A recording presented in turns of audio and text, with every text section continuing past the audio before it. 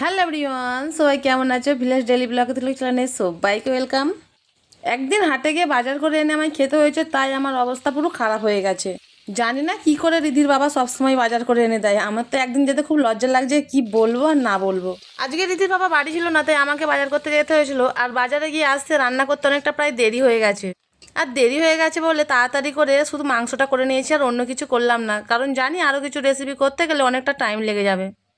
আমি তো প্রথমে মাংসটাকে ভালো করে ধুয়ে নিয়েছি, আর ধুয়ে নেওয়ার পরে পেঁয়াজটাকে আলুটাকে ভেজে নিয়েছি। নেওয়ার পরে আদা রসুন পেস্ট আর লঙ্কা হলুদের গুঁড়ো সব একসঙ্গে মশলার মধ্যে দিয়ে দেবো, দিয়ে আর বেশ করে কষিয়ে নেবো। মাংস আমি সাধারণত এইভাবেই করি, কারণ আমার এইভাবে করলে বেশ ভালো মনে হয়। আর আজকের তো একটা রোদ ঝলমলে দিল, চারিদিকে পুরো রোদের আলোতে কত সুন্দর যে লাগছিল কি বলবো। অনেকদিন টানা বৃষ্টি হওয়ার পরে আর রোদ উঠলে মনটা বেশ ভালোই লাগে। আর আমার রান্নাঘরটা যেহেতু পুকুরের ধারে, আর পুকুরের ধারে গাছগুলো দেখতে এত সুন্দর লাগছে, তোমাদেরকে কী আর বলবো। তোমাদেরকে অবশ্যই দেখাবো যে কত সুন্দর লাগছিল চারিদিকের পরিবেশটা। দেখো, তোমাদের সঙ্গে গল্প করতে করতে আর কথা বলতে বলতে আমার প্রায় মশলাটা কষানো হয়ে এসছে। এরপর আমি মাংসটাকে দিয়ে দেবো। তবে আমার হাতে সময় থাক আর নাই থাক, আমি মশলাটা অনেকক্ষণ ধরেই কষাই, কারণ মশলা না কষালে রান্না খেতে ভালোই হয় না।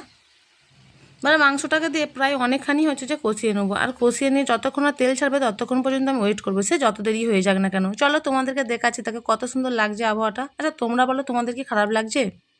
গাছে এসে রোদের ছিটে পড়েছে, আর সেই দৃশ্যটা যে কত সুন্দর লাগছে তোমাদেরকে কী আর বলবো। সামনের থেকে দেখতে আরও সুন্দর লাগছিল। চলো, অনেক কাজের ব্যস্ততার মধ্যে তাড়াতাড়ি রান্নাটা সেরে ফেললাম। আর মাংস কষা এমন একটা জিনিস যেটাতে রুটিতে ভাতেতে সব কিছুতেই ভালো লাগে খেতে বেশ। আর আমার দিদিটা আমার পাশে এসে ওয়েট করছে যে কতক্ষণ এটা হবে, ও খাবে বলে। অন্য কোনো দিন রান্না হলে কাছে আসবে না, কিন্তু যেদিনকে মাংস হবে বারবার জিজ্ঞেস করবে হলো নাকি, তাড়াতাড়ি করো আমি তো খাবো। চলো, আমার মাংস পুরো রেডি, টাটা।